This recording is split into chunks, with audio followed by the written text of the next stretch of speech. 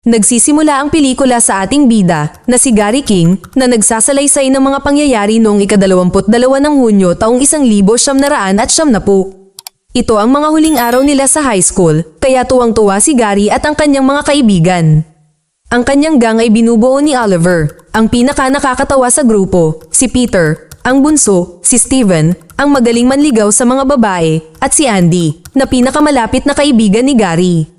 Lahat sila ay naninirahan sa isang maliit na bayan na tinatawag na Newton Haven at naging matalik na magkakaibigan sila mula pagkabata.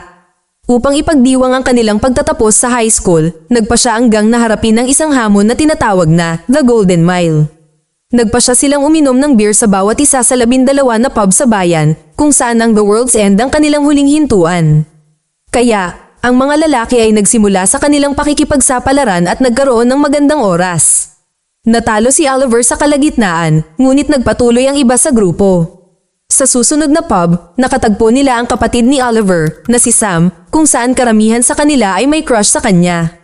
Pagkatapos ay dinala siya ni Gary sa banyo para sa may kapansanan, kung saan sila ay nagkaroon ng mainit na sandali, ngunit hindi nagtagal ay iniwan niya siya.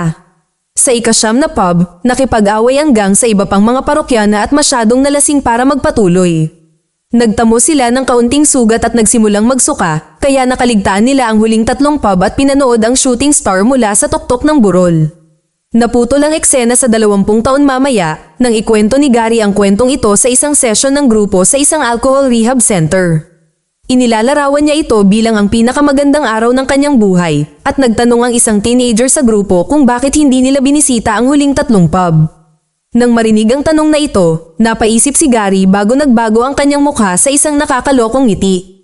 Sa susunod na eksena, nagpa siya si Gary na makipag-ugnayan muli sa kanyang mga dating kaibigan at muling harapin ang Golden Mile Challenge.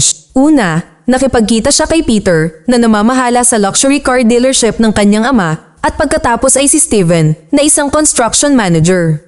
Pagkatapos ay pinuntahan niya si Oliver na naging ahente ng real estate. Lahat ay nag-aatubili na sumama dahil alam nilang hindi magpapakita si Andy kahit anong mangyari dahil may alitan sila ni Gary. Gayunpaman, tinitiyak ng ating bida na darating si Andy na nag-joke sa kanila na sa wakas ay sumang-ayon. Pagkatapos, pinuntahan niya si Andy na ngayon ay nagtatrabaho bilang isang corporate lawyer. Gayunpaman, ang huli ay tila hindi nasisiyahan na makita ang kanyang dating kaibigan pagkatapos ng mahabang panahon. Lumalabas na noong 1997 na overdose si Gary at napilitan si Andy na ihatid siya sa ospital habang lasing na lasing. Nabangga niya ang kanyang sasakyan at muntik nang maputol ang kanyang femoral artery. Pagkatapos ay iniwan ni Gary ang kanyang kaibigan na naarestong mag-isa pagkatapos ng 12 oras na life-saving surgery. Kasunod ng kaganapang ito, pinutol ni Andy ang pakikipag-ugnayan sa kanya at nangakong iiwan ng alak. Sa kasalukuyan, inaanyayahan ni Gary si Andy na samahan sila sa kanilang paglalakbay, ngunit tulad ng inaasahan, tumanggi ang huli. Iginagalang ni Gary ang kanyang desisyon, ngunit bago umalis, ibinigay niya kay Andy ang $600 na utang niya sa kanya. Inihayag din niya na ang kanyang ina ay namatay kamakailan dahil sa cancer at siya ay dumadaan sa isang napakahirap na araw. Nang marinig ito, nakaramdam ng sama ng loob si Andy para sa dati niyang matalik na kaibigan at nakiramay sa kanya.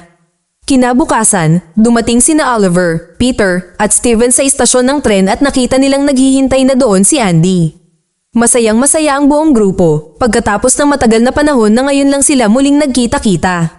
Di nagtagal, lumabas si Gary sa kanyang lumang kotse mula sa high school, at lahat sila ay tumungo sa bayan na hindi pa nila napupuntahan sa loob ng 20 taon.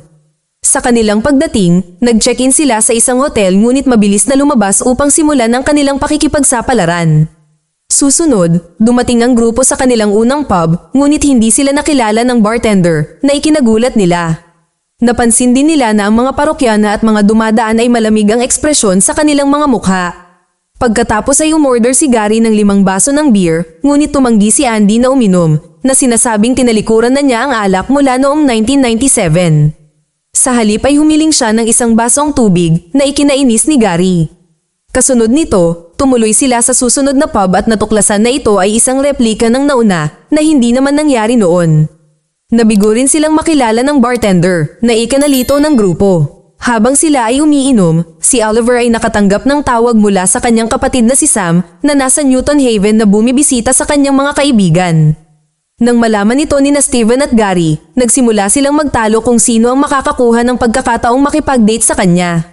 Ito ay pagkatapos ay ipinahayag na si Steven ay may sama pa rin ng loob kay Gary dahil sa pagtulog nito kasama ang kanyang kapatid, 20 taon na ang nakakaraan.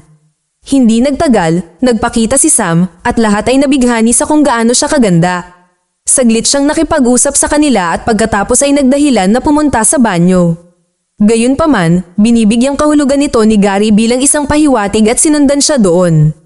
Sinubukan niyang kumilos sa kanya, ngunit sinampal siya nito at pinalayas.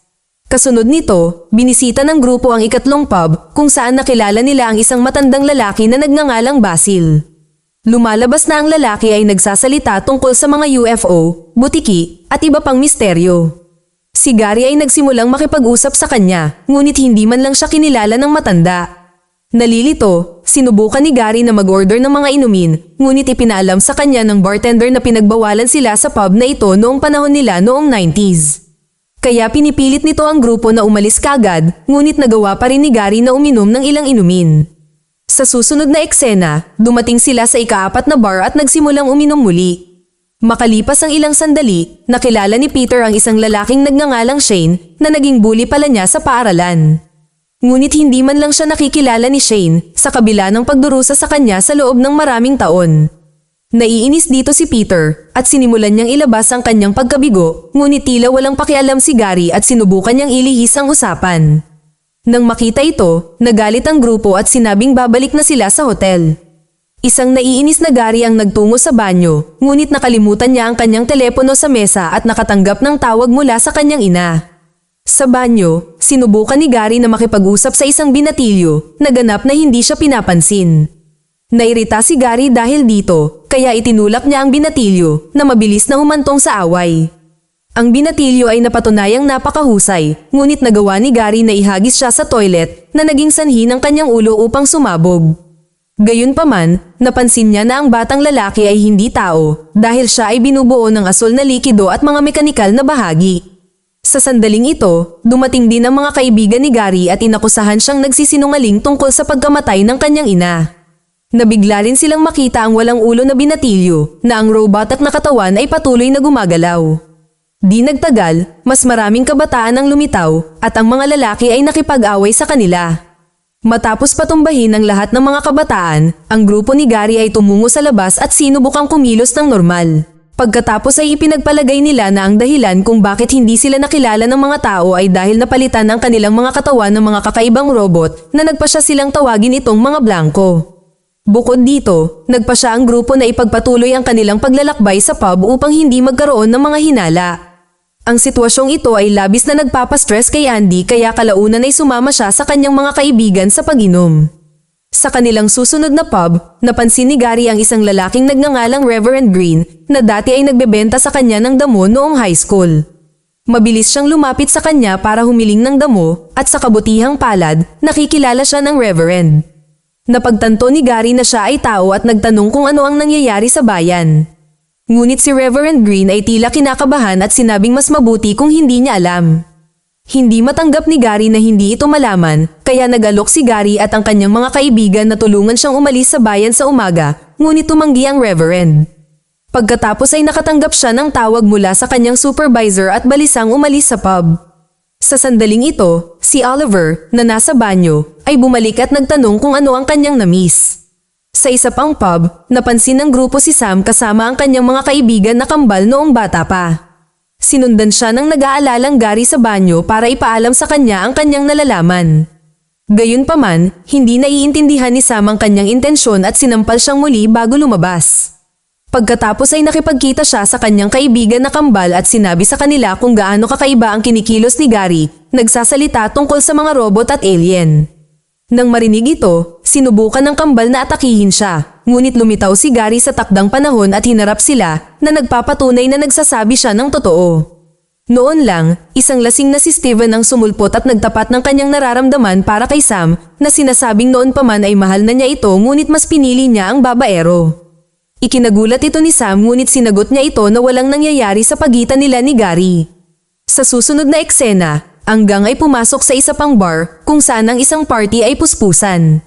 Nakita nila ang ilang kaakit-akit na kababaihan na sumasayaw sa entablado at sabik na sumama sa kanila.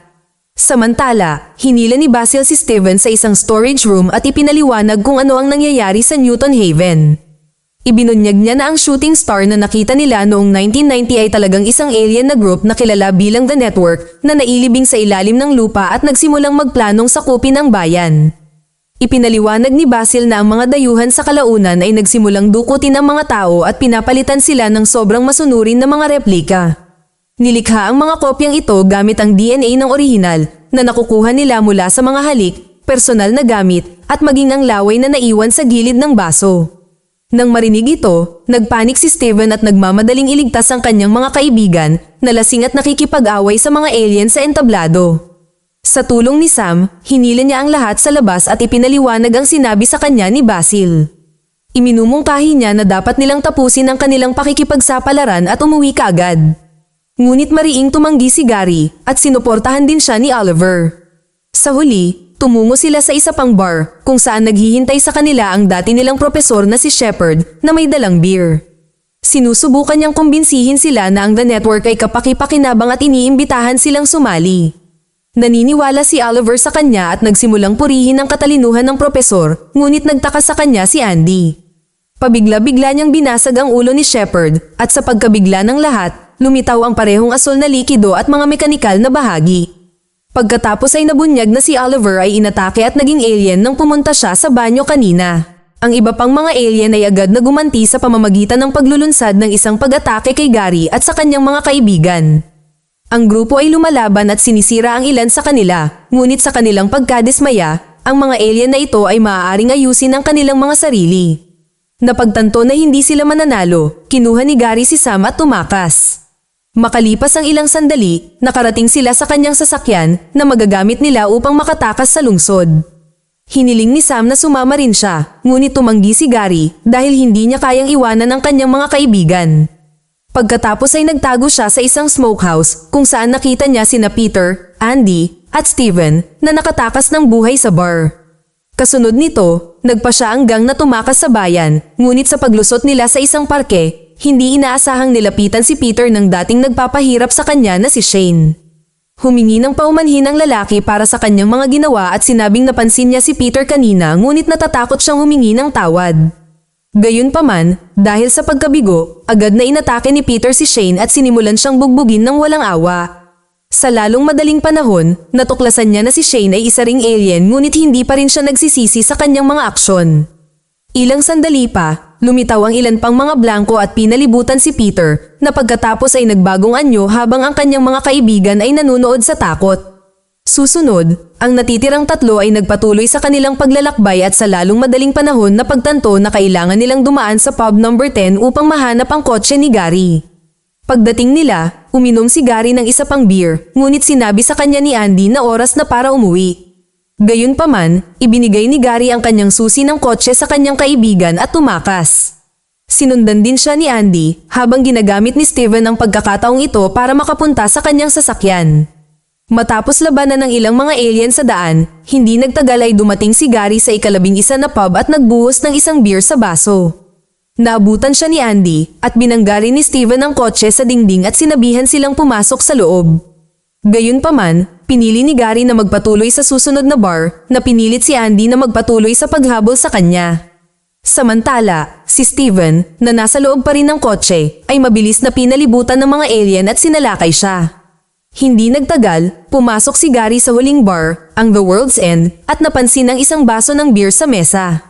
Gayunpaman, bago niya ito mainom, hinampas ni Andy ang kamay nito mula sa kanyang pagkakahawak na nagresulta sa isang labanan.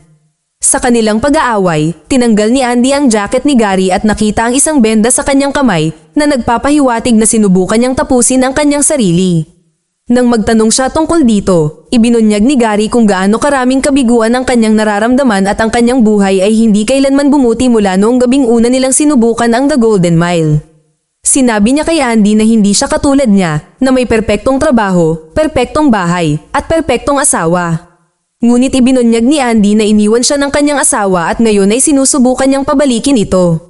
Pagkatapos ay nakiusap si Andy sa kanya na huwag ituloy ang kanyang pagkahumaling dito, ngunit hindi siya pinansin ni Gary at sinubukang punuin ang isang baso ng beer. Gayunpaman, ang gripo ay nag-activate ng isang lihim na pasukan at sa lalong madaling panahon ay dinala sila sa isang silid sa ilalim ng lupa. Doon, ang dalawa ay napalibutan ng mga alien at nakaharap ang The Network na nagpapaliwanag na ang bayan ng Newton Haven ay isa lamang sa libu-libong mga access point na mayroon ang mga dayuhan sa buong mundo.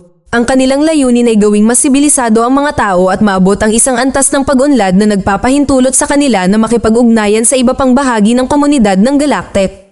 Pagkatapos ay nag-aalok ang alien kay Gary ng pagkakataong makasama sila at makamit ang walang hanggang kabataan. Ipinapadala rin nito ang mas batang bersyon ni Gary para manipulahin siya. Gayunpaman, pinutol niya ang leeg ng kanyang nakababatang sarili at nangatwiran na ang mga tao ay dapat maging malaya at hindi kontrolado ng mga pagnanasa ng nilalang. Sa sandaling ito, sumama sa kanila si Steve na lumalabas na buhay pa. Ang tatlong lasing ay patuloy na binabatikos ang paniniil ng The Network na iginigiit na ang sangkatauhan ay dapat ipaubaya sa sarili nitong kapalaran. Dahil sa pagod sa walang humpay na pagtatalo sa kanila, ang The Network sa wakas ay sumang-ayon na talikuran ng pagsalakay at nagpasya na umatras mula sa Earth. Sa kasamaang palad, nagdulot ito ng nuclear meltdown sa complex at nagsimulang gumuho ang gusali. Nang tila mamamatay na ang mga lasenggo, biglang lumitaw si Basil at itinuro sa kanila ang isang hagdan. Hindi nagtagal ay nakarating sila sa ibabaw kung saan naghihintay si Sam sa kanila. Pagkatapos ay sumakay ang grupo sa kanyang sasakyan at nagmaneho, habang ang isang electromagnetic wave ay humampas sa buong planeta na nag-aalis ng lahat ng kuryente sa mundo. Di nagtagal, ang grupo ay napunta sa parehong burol na kanilang kinaroroonan 20 taon na ang nakalilipas, nanunood mula sa malayo habang ang kanilang bayan ay nawasak sa isang pagsabog. Ang eksena ay naputol sa ibang pagkakataon kung saan ikinwento ni Andy ang isang grupo ng mga tao sa post-apocalyptic London. Ipinaliwanag niya na pagkatapos ng pagsabog, isang electronic blackout ang nagpabalik sa sangkatauhan sa Dark Ages. Ilang linggo pagkatapos ng blackout, muling gumana ang mga blanko, ngunit nahaharap sila sa diskriminasyon mula sa mga normal na tao. Sa bagong mundong ito, si Andy ay nakipagkasundo sa kanyang asawa, habang sina Steven at Sam ay nagsimulang mag-date. Ang kopya ni Oliver ay bumalik sa trabaho bilang ahente ng ari-arian na nakasuot ng football na may mga mata na nakaguhit upang itago ang tuktok na kalahati ng kanyang nabasag na ulo. Bumalik din ang blanko ni Peter sa kanyang pamilya at tumira sa tabi nila bilang kapalit ng orihinal. Pagkatapos ay inamin ni Andy na nawalan siya ng komunikasyon kay Gary at hindi na niya ito nakita mula noon. Sa huling eksena, pumasok si Gary sa isang pub na may 4 na blanko na lumabas na mga mas batang bersyon ng kanyang mga kaibigan. Humingi siya ng 5 baso ng tubig para sa kanila, ngunit tumanggi ang bartender na magbigay sa mga blanko at iniinsulto sila. Ipinaliwanag ni Gary na sinusubukan nilang kumpletuhin ang Golden Mile at humingi muli ng tubig. Nag-joke ito sa buong bar na ilabas ang kanilang mga armas at tinanong ng bartender kung sino siya sa palagay niya. Gayunpaman, si Gary ay bumunot din ng isang espada at pinangunahan ang kanyang mga blangkong kaibigan sa isang labanan at nagtapos ang pelikula. Mag-subscribe para sa higit pang mga video na tulad nito, i-on ang notification at mag-iwan ng like para matulungan ang aming channel. Salamat sa panunood.